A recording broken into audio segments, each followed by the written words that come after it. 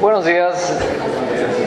Si gustan abrir su Biblia en Hebreos capítulo 9, vamos a estudiar hoy 9 del 1 al 5 de Hebreos. Hemos estado estudiando Hebreos ya por algunos meses. Este mensaje está en dos partes. La primera parte vamos a cubrir hoy, del 9 del 1 al 5, y la siguiente semana, si Dios nos lo permite, vamos a estudiar del 6 al 10. Pues vamos a pedir dirección de Dios antes de comenzar. Señor, muchas gracias, Padre, por tu palabra. Gracias por el trabajo que hace en nosotros. Gracias por el Espíritu Santo, Señor, que nos enseña y nos muestra lo que es tu voluntad, Padre. Y te pedimos que esta mañana así sea, Señor, que el Espíritu Santo nos guíe, que guíe mis palabras, Señor, y nuestros pensamientos, para que podamos alimentarnos, Señor, de esta carta de Hebreos y que podamos vivir vidas agradables a ti, Señor, que tu palabra nos purifique y nos acerque más a ti, Señor. Te lo pedimos en Cristo Jesús. Amén. Mis hijos están, les digo yo, están medio traumados, pero así dice mi esposa cuando algo te gusta mucho y estás ahí duro y duro, ¿no? Y tienen una película que la vimos en el cine y les gusta mucho y cantan la canción y no sé qué tanto. Es de este hombre que creo que inició el circo o algo así, no sé. Sí, hay canciones muy emotivas. Abby cantó una ahí en su fiesta de 15 años y hay una canción que dice nunca suficiente, y estamos cantándola ahí. Está muy bonita la canción, la que la canta es una voz impresionante. Yo me quedé así con el ojo cuadrado de cómo canta esta mujer, y la canción dice algo así como que sin ti nunca nada será suficiente, y le dice cosas como la luz de 1000 estrellas la luz de 1000 reflectores nunca será suficiente, ni todas las estrellas del cielo serán suficientes. Y luego dice algo ya más, y dices, bueno, las estrellas, ¿no? A mi esposa le decían de su cumpleaños, ¿qué fue tu regalo de cumpleaños? Todas las estrellas, y pues nada más para comer, y todo el mar para convencerla de que no le habían hecho fiesta, ¿verdad? Pero uno piensa así con cosas que no son tangibles, pero luego la canción se mueve y dice cosas como ni montañas de oro. Dice, aún montañas de oro son muy poco. Dices, órale, pues ¿cuánto amas a una persona que dices, aunque me dieran montañas de oro, nunca sería suficiente? Ya sé, los esposos o los que andan ahí, ya son muy románticos, ya están pensando en la canción para su esposa y toda la cosa, ¿no? Pero pues eso lo dice a una persona. El autor de Hebreos quiere que quienes están leyendo esta carta se den cuenta de algo, se den cuenta que nada jamás será suficiente comparado con Cristo.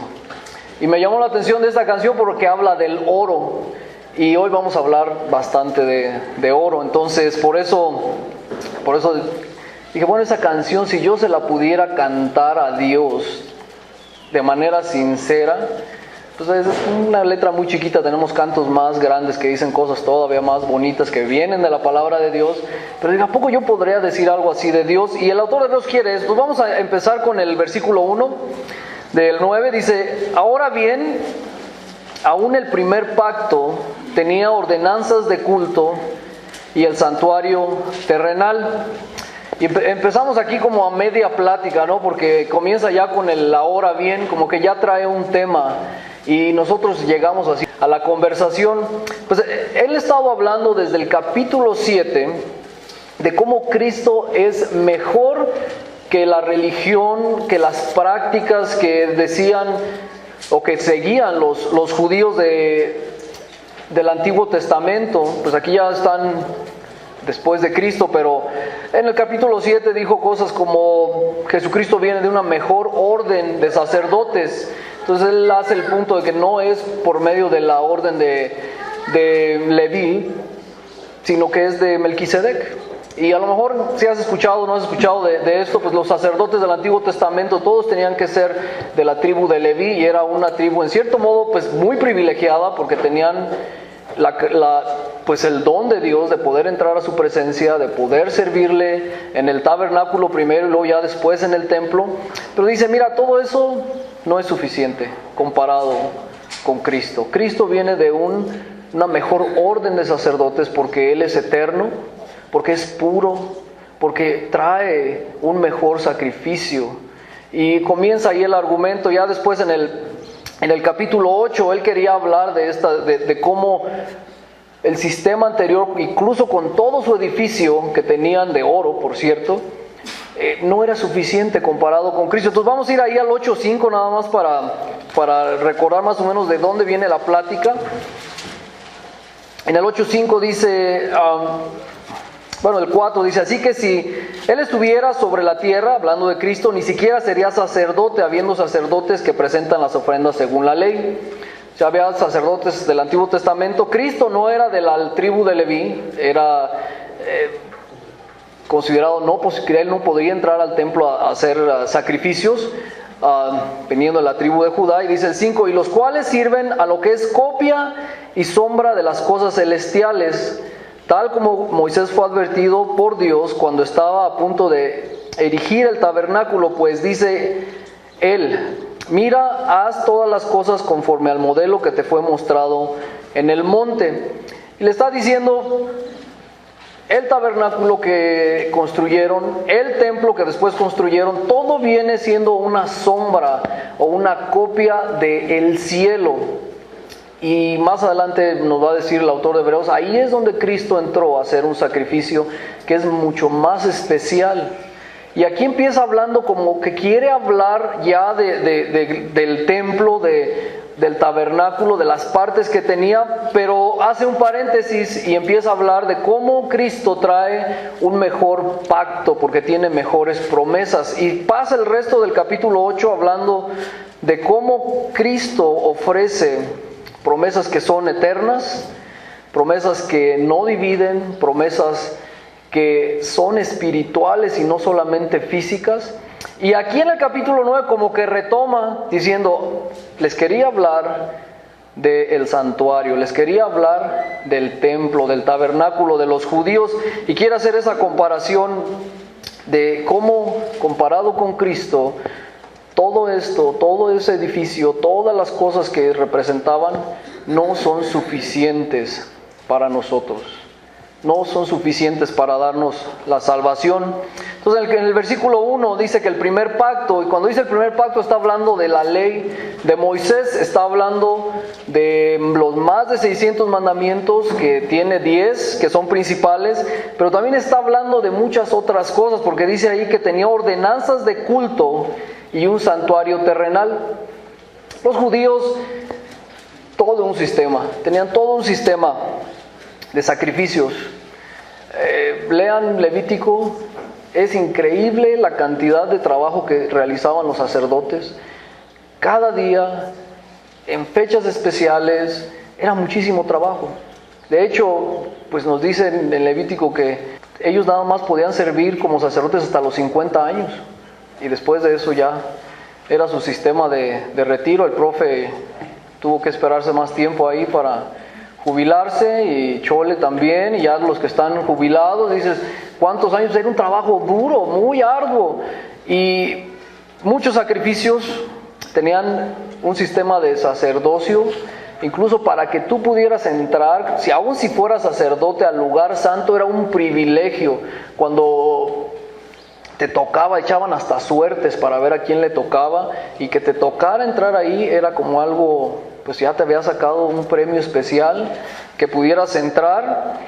Y tenían mandamientos, más de 600 ordenanzas, resumidas en 10, cosas graves como que te cuestan la vida si no obedecías esos mandatos. Y finalmente tienen el santuario, y este santuario pues es era el orgullo de los judíos, era el lugar máximo. ¿Por qué tenían este lugar ellos ahí? ¿Y por qué pensaban que haciendo todas estas cosas físicas iban a poder encontrar la salvación, iban a encontrar agrado delante de Dios? Si vemos que en el Antiguo Testamento Abraham dice que fue justificado por fe, y de ahí viene la salvación, por fe en Dios y en lo que les había revelado. ¿Era bueno que obedecieran? Sí, era bueno que obedecieran, pero el problema es que esto, leímos en el capítulo 8:5, era solamente una sombra, era algo temporal. Y los judíos no supieron ver que esto era algo temporal. Entonces, cuando habla de todos estos santuarios y de todas estas ordenanzas, pues se refiere a todo el sistema judío. Versículo 2 dice, porque había un tabernáculo, ya va a comenzar con el tema ahora sí del tabernáculo, preparado en la parte anterior, en la cual estaban el candelabro, la mesa y los panes consagrados. Este se llama el lugar santo. Pues quisiera ser tan bueno como Tomás con su clase y poder sacar aquí y aquí era el lugar santo y el santísimo, irles relatando, ¿verdad? Y pues no traigo nada de eso y el pizarrón ni se borró bien, pero vamos a ver si podemos entender. ¿Por qué hizo Dios un tabernáculo? Dice Éxodo 25:8, para los que les gusta anotar ahí. Si quieres saber cómo estaba exactamente cada medida, cada detalle de este tabernáculo, pueden leer Éxodo capítulo 25 hasta el 40. Son muchos capítulos, pero se pone interesante. Éxodo 25 hasta del capítulo 25 al 40, y después pueden brincarse a Levítico y pueden leer el capítulo 24 de Levítico también, que habla acerca de algunas partes de ahí del tabernáculo. Pero ¿por qué esto? La razón por la que le da esta instrucción Dios a Moisés, dice el 25:8, que deben construir este tabernáculo, dice, para que yo habite entre ellos. Entonces el pueblo de Israel salió de Egipto, cruzó y anduvo 40 años vagando, y finalmente está Dios preparándolos para entrar a la tierra prometida y les da una orden de marcha donde iban a ir en ciertas agrupaciones, ciertas tribus, ciertas personas tenían que ir en una formación, y en medio, cuando acampaban, iban a poner este tabernáculo. Y este tabernáculo, la razón de su existencia, dice ahí, para que yo habite entre ellos. Y tenía dos partes, y más o menos traigo medidas en metros. El lugar santo, entonces el lugar santo era un rectángulo, y el lugar santísimo era más como un cuadrado. El lugar santo más o menos medía 4,5 metros de ancho, y de largo medía 9 metros aproximadamente. El lugar santísimo era un poco más pequeño, tenía 4.5 metros por lado. 4.5. Entonces, si sumamos 9 más 4.5 son 13.5 metros más o menos. Entonces, imagínense una casa chiquita, como las nuevas construcciones así muy modernas, que son más o menos como 4,5, 5 por... Pues estos traen como 15, 16, pero este estaba un poco más corto, 13.5 metros de largo. Y ahí era la representación de que Dios iba a estar entre ellos. Puedes poner a Dios en 4.5 por 13 metros. Pues Dios está en todos lados. Dios hizo todo. Entonces, ¿por qué poner esto ahí? Pues más bien es para nosotros. Pues no para nosotros ahí, pero era para los judíos, para que no se les olvidara que Dios estaba con ellos. ¿Dios está contigo hoy en día? ¿Tienes que venir aquí para ver, hablar, escuchar a Dios? No. Pero a veces se nos olvida, ¿sí o no? A veces vas en tu día a día, pasa algo de repente y sale ahí el carácter, la preocupación, y se te olvida que Dios está contigo. Y era para nosotros, pues para los judíos en ese entonces, que no se les olvidara que Dios estaba ahí. Entonces tenemos lugar santo y tenemos lugar santísimo. Hay ciertos muebles, dice que el primero es el candelabro.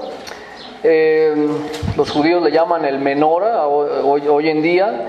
Y esta es una pieza de las pocas que son de oro puro.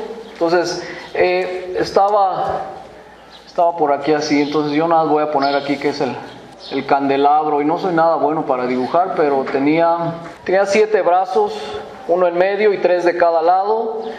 La instrucción que se le da a Moisés es que tenían que quemar aceite de oliva puro. Generalmente lo podían machacar con diferentes instrumentos para sacar el aceite de oliva, pero a Moisés le da una instrucción bien interesante. Le dice que lo tienen que hacer de manera manual, como tienes que asegurarte que ese aceite sea bien puro. Esta es la única fuente de luz, por cierto, dentro de este lugar santo. Y del lugar, todo esto de aquí son velos o cortinas. Bien interesante, ni siquiera saben exactamente cómo estaban entretejidas, pero especificaciones bien grandes. Por la parte de afuera tenía estas cortinas y por dentro todo era madera de acacia, y estaba revestida con láminas de oro. Pues imagínate, entras en un lugar que parece un espejo y de oro, pues una lámina de oro, no era oro macizo, pero era como laminado con oro, y pones una luz ahí en medio, pues todo esto refleja alrededor, y tenían que poner a encenderse en la mañana, en la tarde, y en la mañana lo preparaban. Nada más estaba encendido de tarde a mañana. Ya cuando no había más fuente de luz exterior ni de nada, podía entrar el sacerdote y ponía el aceite, lo prendía, y al día siguiente en la mañana en la mañana lo ponía y en la tarde lo prendía. Entonces tenía que estar haciendo eso todos los días. Tenía que estar entrando, moliendo su aceite, llevándolo y prendiéndolo.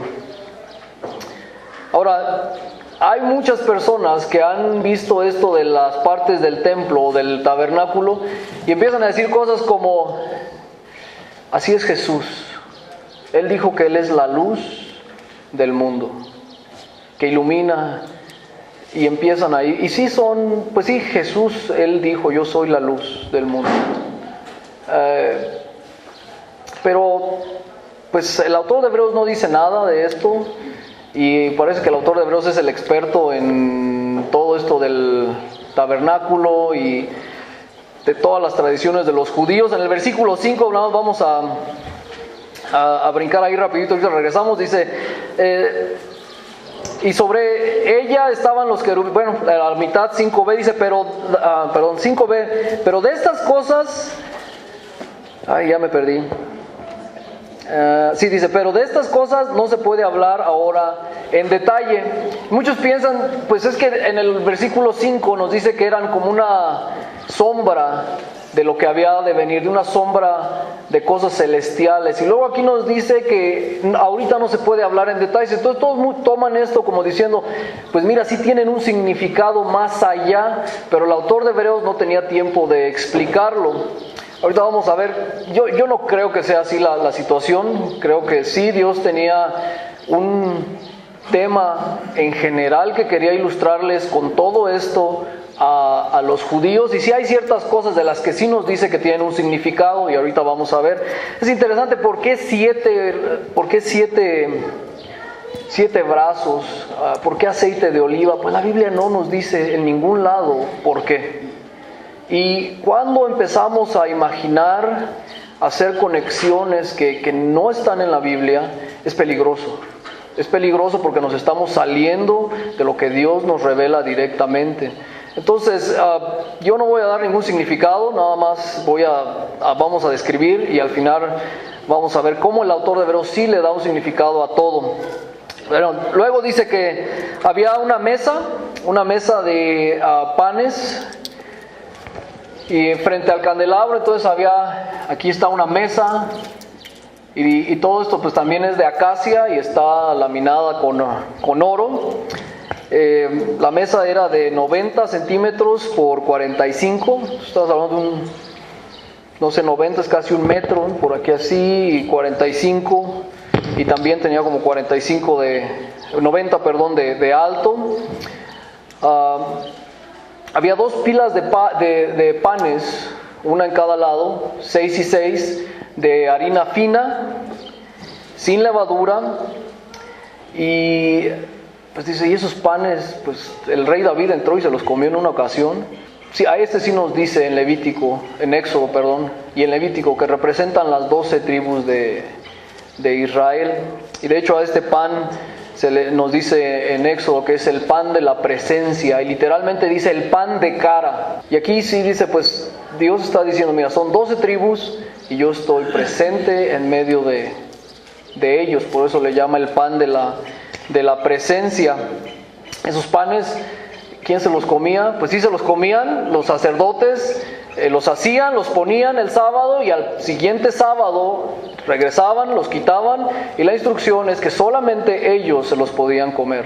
Esa es la instrucción de Dios. Entonces también tenían que hacer pan sin levadura, con harina fina. Sábado regresaban, se lo llevaban y ponían el nuevo. Después el siguiente, pues aquí el autor de Hebreos ya termina, nada más nos dice que en la parte anterior, es el lugar santo, estaba el candelabro y la mesa de los panes consagrados, y este se le llama el lugar santo. Luego nos habla en el versículo 3 que hay un velo. Aquí hay el primer velo y aquí está el segundo velo. Y ese dividía el lugar santo del lugar santísimo.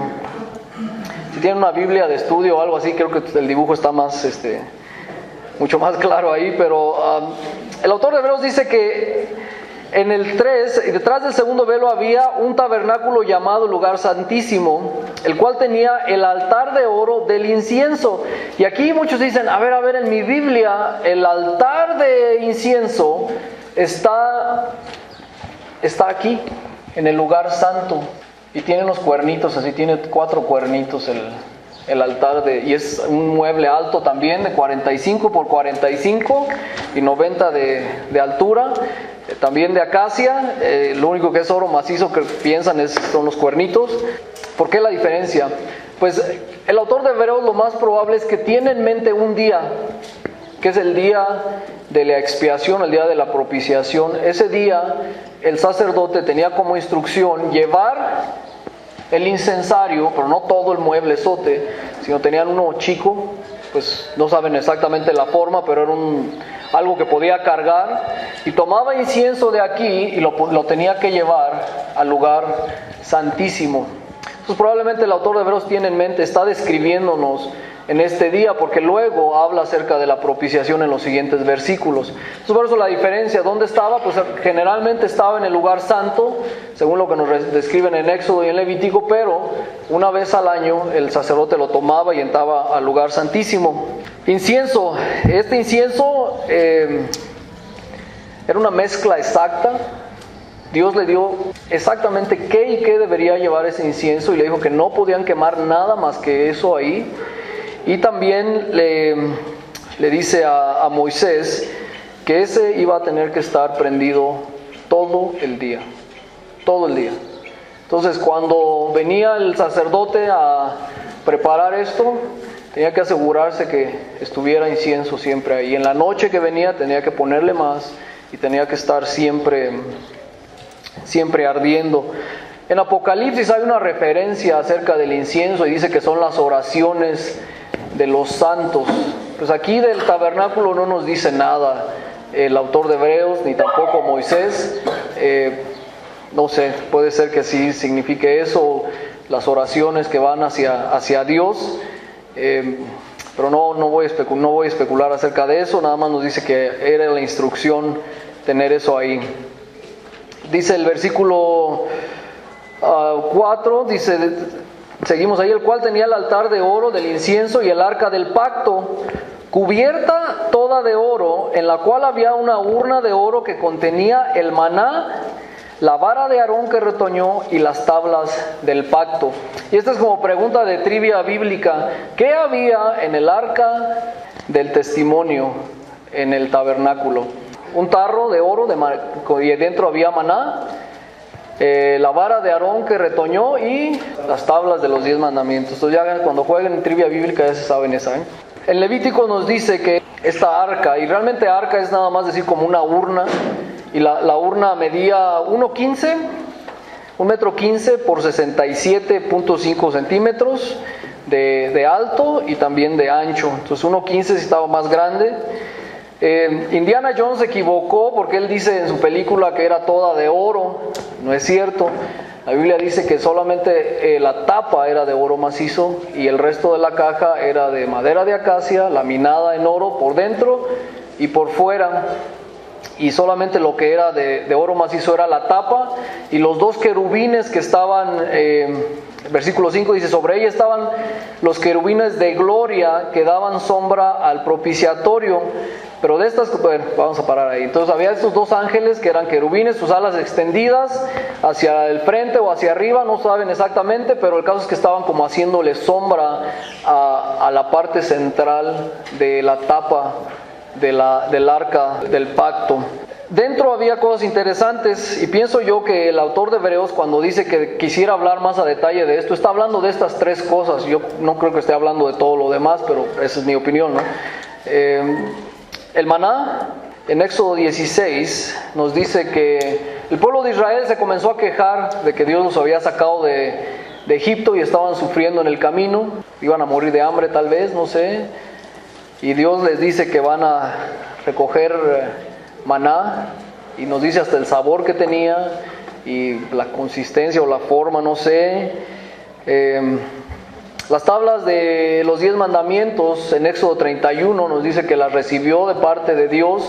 Moisés tenían 10 mandamientos, no sé cuántos nos sepamos ahorita, pero no son las primeras, porque Moisés baja del monte y ellos se habían desesperado porque había estado allá 40 días y baja y dice, pues ya tienen un becerro de oro, y Moisés agarra las tablas y las arroja, y después dice que está la vara de Aarón que retoñó, y esa historia la pueden leer en Números 17. El pueblo de Israel se queja porque dice, ¿y quién es para dirigirnos? Y Aarón, ¿quién es para estar al frente de la representación con Dios?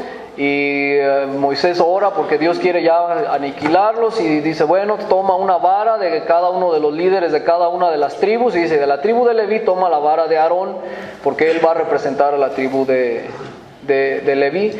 Y llevan y ponen la vara, y dice, pues a la mañana siguiente la vara que haya retoñado, pues este es un bastón, pues ya ven, los bastones ya están muertos completamente, es madera seca ya, y la ponen ahí. Y la vara de Aarón no solamente había retoñado, había sacado flor y había dado fruto de almendras, por cierto. Entonces Dios dice, este es el que yo he elegido. ¿Cuál es el tema? ¿Cuál es la constante en estas tres historias? En Éxodo, cuando Dios le dice que va a poner le dice, haz el arca así y así, y la tapa la vas a hacer de este modo y de este modo. Le dice, dentro vas a poner el testimonio que yo te voy a decir. Se lo dice 3 veces, que le va a poner dentro el testimonio que él le va a decir. ¿De qué testifican estas 3 cosas? El maná, la vara y los 10 mandamientos. ¿Cuál es la constante? Y el pueblo de Israel se quejó, y el pueblo de Israel tuvo rebelión, y el pueblo de Israel, las 3 historias que tenemos aquí es porque el pueblo se rebeló contra Dios. Entonces era un testimonio para el pueblo de Israel de su pecado, de su falta de fe, de su falta de ganas de seguir a Dios. Pero también era un testimonio de la gracia de Dios, cómo Dios proveyó el maná, cómo Dios les dio un líder para estar en contacto con Él, cómo Dios les dio 10 mandamientos para que vivieran vidas justas, que vivieran vidas que las estuvieran guiando de manera agradable delante de Él. ¿Es malo que Dios te diga no mates, no robes? No. Todo esto estaba ahí y estaba tapado con una tapa, pues ya, tapado con una tapa de oro macizo, ya la describimos, y bien interesante cómo le llaman aquí, dice el propiciatorio. Una vez al año, eso lo pueden leer allá en Levítico 16, una vez al año entraba el sacerdote, el sumo sacerdote, no cualquier sacerdote, y con la sangre del sacrificio, primero pasaba por el incensario y le ponían los 4 cuernos sangre, después entraba al lugar santísimo y rociaba la sangre sobre esta tapa. donde estaban estos querubines que le llaman querubines de gloria, porque decía, están viendo a la gloria de Dios. Si entrabas en este lugar en el día incorrecto, incluso si fueras el sumo sacerdote, te costaba la muerte. Si quemabas incienso que no era el correcto, muerte. Y tenemos ejemplo de 2 que hicieron eso, hijos de Leví, por cierto. Esto era algo de la presencia de Dios, era algo serio. Si no te lavabas, porque acá afuera había otros instrumentos, estaba donde quemaban los restos y partes de las ofrendas, y había una fuente de agua para que se lavaran. Dice ahí en Éxodo también, si no te lavabas, morías. Entonces Dios tiene estas instrucciones para el pueblo de Israel, pero todo llega a este momento de la tapa donde rociaban la sangre y le llaman el propiciatorio. Y bien interesante esa palabra. Vamos a ir rapidito allá, ya estamos casi terminando. Romanos 3, capítulo 25. Vamos a leer 24 y 25 para tener algo de contexto. Dice Romanos 3, 24, siendo justificados gratuitamente por su gracia, por medio de la redención que es en Cristo Jesús, a quien Dios exhibió públicamente como propiciación por su sangre a través de la fe, como demostración de su justicia, porque en su tolerancia Dios pasó por alto los pecados cometidos anteriormente. Fíjense lo que dice aquí. ¿Quién es la propiciación? Dice la sangre de Cristo.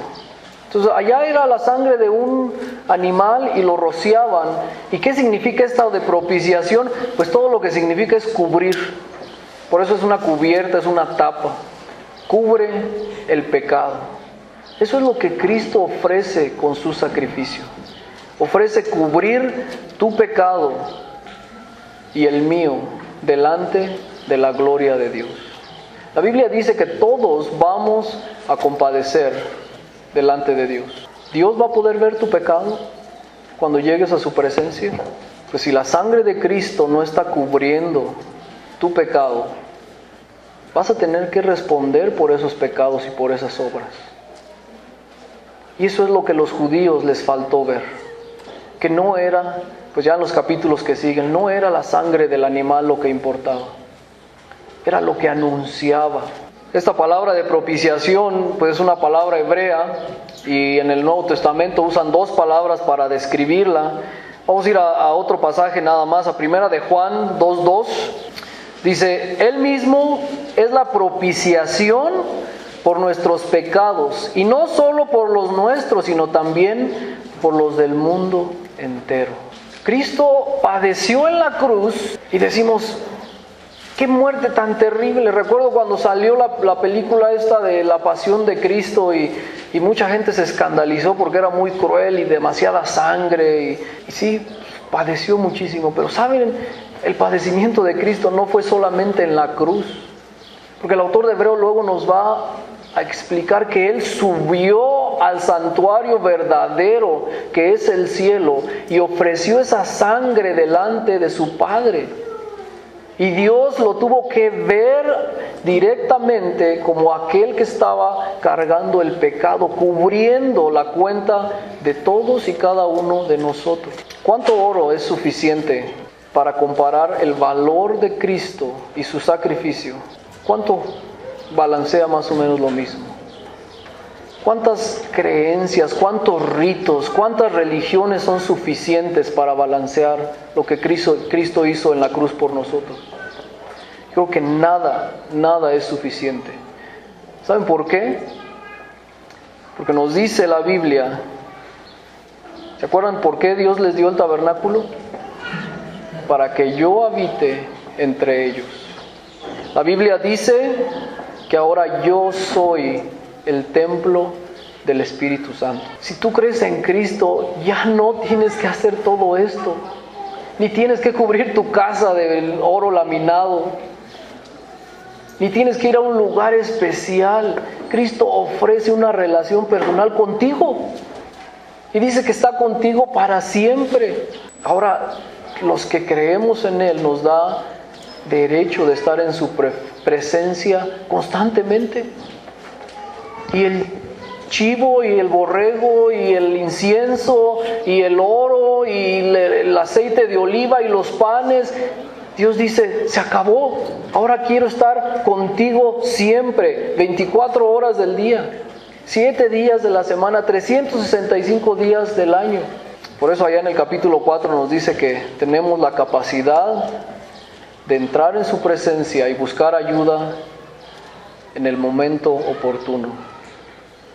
Dice en el 4:16, y eso está hablando de entrar a la misma presencia de Dios, que si el sumo sacerdote hubiera hecho eso sin sangre o en el día equivocado, se moría. Tú y yo tenemos tantas bendiciones. Si has creído en Cristo, tienes tantas y tenemos tantas bendiciones que a veces no las apreciamos. 8 de la noche, ¿quieres orar por los alimentos? Gracias por este día, Señor. A las 8 de la noche le estás dando gracias por el día. Hermano, hermana, no me digas que es la primera oración del día. Tenemos derecho de entrar a la presencia de Dios y decimos, luego, no hay tiempo, muchas cosas que hacer. Tengo pena, es que me estoy portando mal.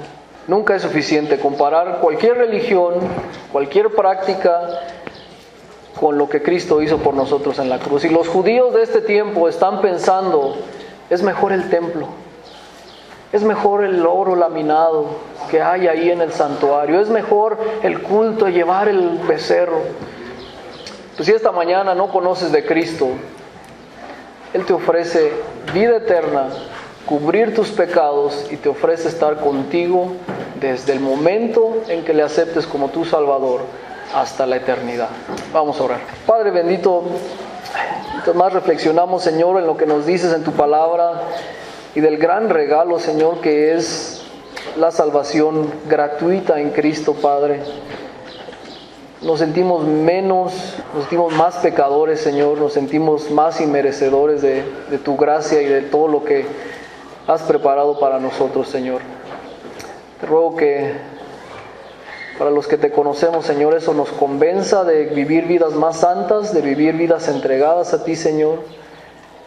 Y si no, hay personas que no te conocen, Padre, que también tú, sin tu voluntad, Padre, les des la fe para creer en el sacrificio de Cristo, para que puedan gozar, Señor, de todas las bendiciones que tú nos ofreces. Te lo pedimos en Cristo Jesús. Amén.